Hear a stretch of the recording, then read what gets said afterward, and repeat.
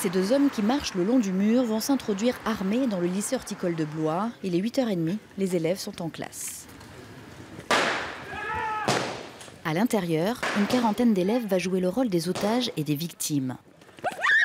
Première étape pour les forces de l'ordre, sécuriser la zone pour que les secours puissent entrer. Alors, le schéma national de tuerie de masse tel qu'il a été défini par le ministre de l'Intérieur et le directeur général de la police en avril 2016 prévoit effectivement un rôle très précis pour les primo-intervenants. Ce rôle consiste à fixer les agresseurs de façon à minimiser le nombre de victimes. C'est vraiment notre obsession dans ce type d'intervention. Seconde étape, savoir s'il s'agit d'un attentat terroriste ou d'un homicide qui relève du droit commun, pour savoir qui de Paris ou de Blois prend les commandes au niveau judiciaire.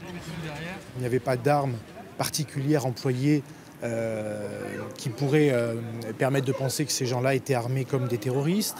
Il n'y avait pas d'explosifs particuliers, il n'y avait pas de revendications particulières, il n'y avait pas de discours tenus. Donc il n'y avait pas d'éléments externes à la scène qui nous permettaient d'emblée de dire que c'était un acte terroriste. Quand les assaillants sont neutralisés, les secours interviennent, protégés de nouveaux équipements comme ces casques et gilets qui les protègent des armes lourdes. L'objectif de ce genre d'exercice, gagner du temps et surtout mieux communiquer.